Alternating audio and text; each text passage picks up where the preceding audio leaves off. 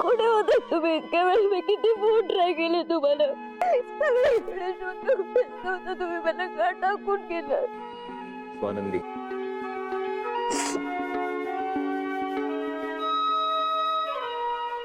नको ना रडूच. ऐक ना, हे बघ, मी ना इकडनं निघालो ना तर डिरेक्टली मी ऑफिसला पोहोचलो. तर मध्ये पाऊस लागला ना मला, म्हणून मी काय केलं की मोबाईल प्लास्टिकच्या पिशवीत ठेवला आणि मग तो खिशात असल्यामुळे बाईकवर मला कळलंच नाही. आणि मी चिडून नव्हतो निघालो इथून, म्हणजे चिडलो होतो थोडासा, पण ऑफिसमध्ये एक गडबड झाली होती. मिलिंदचा मला फोन आला, मग मी अर्जंटली ते निस्तरण्यासाठी तिकडे लगेच निघालो. मी तिथे पोहोचून तुला करणार होतो फोन, पण मग काम महत्वाचं होतं ना आणि प्रेशर खूप जास्त होतं. मी कामाला लागलो लगेच आणि मग काम करता करता मध्ये बराच वेळ निघून गेला. म्हणजे ऍक्च्युली झालं काय की मी फोन करणार होतो, पण मग जेव्हा करायला घेतला तेव्हा बॅटरी ड्रेन झाली होती, मोबाईल स्विच ऑफ झाला होता. मिलिंदच्या फोनवरून करणार होतो फोन, पण मी म्हटलं रात्रीचे 2 वाजलेत ना, मग डिरेक्टली घरीच पोहोचूया. सॉरी, प्लीज रडणं थांबव ना आता. थांबव ना या रडणं. तू रडायला लागलीस की मला बोलता येत नाही, माहिती आहे ना. जास्त रडली तर मग अजून सुंदर दिसतील. मग गप्प बसाव आणि आता मला बोलू दे.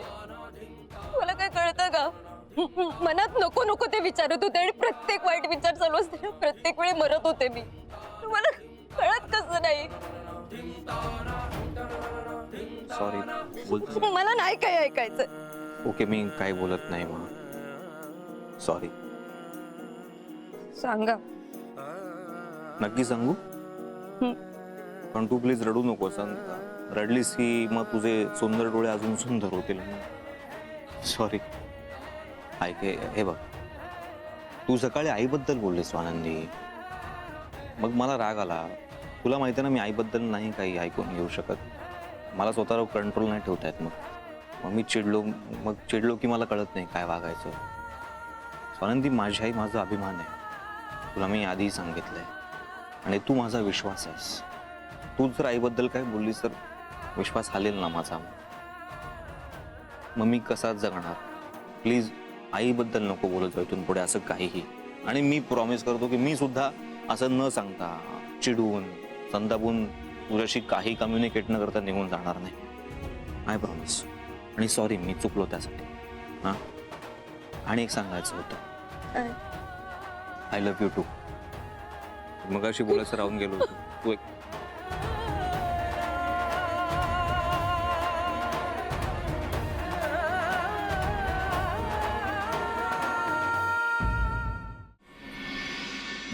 जाते आज भाजी आणायला.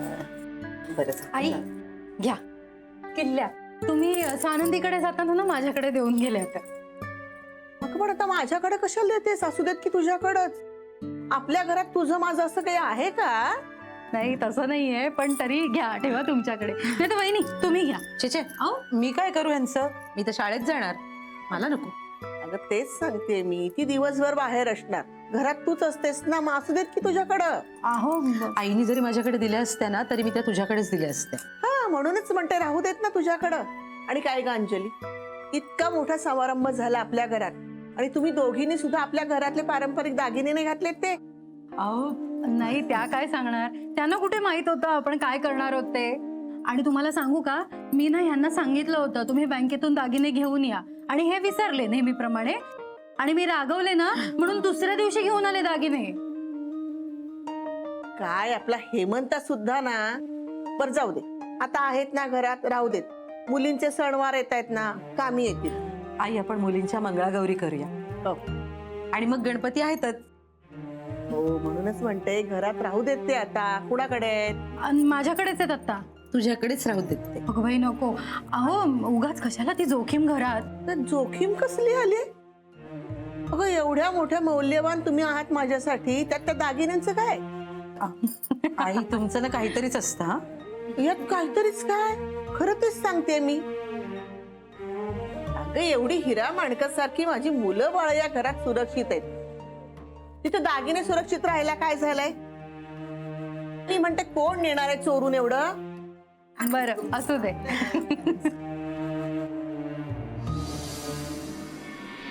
मग कावेरीचं सांगा ना जरा, म्हणजे लक्षणं काय असतात? हां, ओके. अरे बापरे, एवढी सगळी पथ्य आहेत का? मग पोटदुखी कशामुळे होऊ शकते? काय काय त्रास होतो साधारणतः? हो, त्याला पण पथ्य असणारच नाही का? पोटदुखी म्हटलं म्हणजे पथ्य असणारच. नाही म्हणजे एखादा असा रोग की ज्याच्यामध्ये काही त्रास होत नाहीये, एकाच जागी बसून राहायला लागतंय, उठबस करायची नाही अजिबात, म्हणजे त्रास काहीच नाही पण लोकांची सहानुभूती खूप मिळते, असं काही एखादा रोग आहे का? नाही का? नाही ठीक आहे मग. ओके ओके, बघते मी. Okay, thank you. आता काय रिकाम्या वेळात कंपाऊंडर वगैरे बनायचा विचार की काय तुझा? रोग, लक्षण, उपाय काय चाललंय काय? तुम्ही वाचा ना बातम्या, मी बातम्या तयार करते.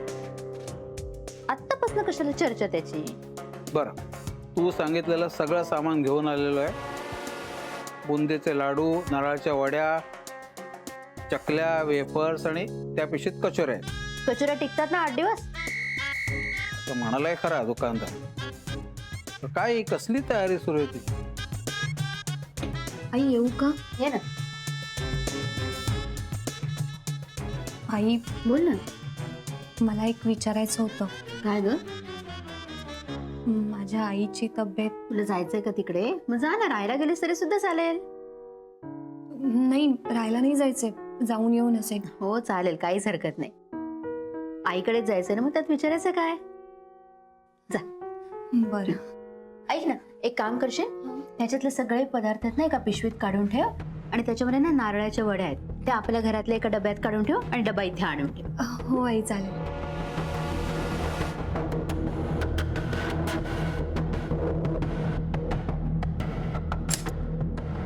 ए भाई, काय चाललंय काय? परत त्या बाळूलाही गावाला पाठवून दिलं, वर त्याला 300 रुपये दिले बायकोला साडी आणायला. हो, नको द्यायला. बायकांना अपेक्षा असते. नाही, तुम्हाला काय कळणार नाही का त्यातलं? वा, इतकी वर्ष तुझ्या माहेरनच येत होतं ना डबोल. हो, आणि इतकी वर्ष तुम्ही साड्या घेतातच आहात मला. एक साडी घेतल्याचं तरी आठवतंय का? जाऊ दे, आपला हा वाद न संपणार आहे. हो का? आता का?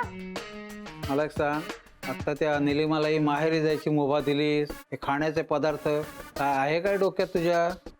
जाऊ दे हो जागीरदार, मी एक वेडी बाई. माझी सद्दी संपत आली, माझे प्लॅन फसतायत, मी रिटायर होण्याची वेळ आली आहे, नाही का? काय माझंच बोलणं मलाच ऐकवतेस?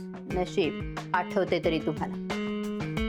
माझी बाई काय करते याच्यामध्ये का तुम्हाला एवढा इंटरेस्ट? काही का चालेल ना माझं?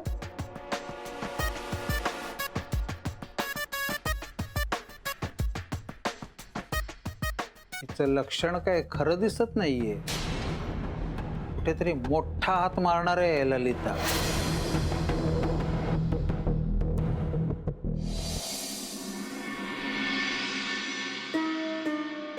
देशपांडे.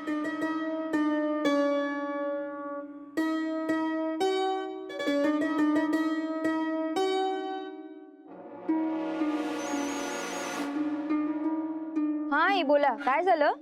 हा स्वानंदी, बोलू ना तुझ्याशी? डिस्टर्ब नाही ना केलं मी तुला? नाही, बोला ना. हा, अगं सकाळी घाईघाईत बोलणंच झालं नाही तुझ्याशी, म्हणून म्हटलं आता फोन करून कळवावं तुला. तुझ्या माहेरी जाते जरा. माझ्या माहेरी कशाला? हा, हे बघा, तुम्हाला इथून कुठेही हलू द्यायचं नाहीये. नाही हो, असं कसं? अशी कशी मी तुमच्याकडे राहू? म्हणजे व्यायांचं घर आहे. आम्ही तुम्हाला मुळीच जाऊ देणार नाही, तुम्ही इथेच आराम करा. आता कसं समजू मी तुम्हाला? स्वानंदी, तू बघच आता तुझ्या घरच्यांच्या खिशाला कशी मी अलगद कात्री लावते.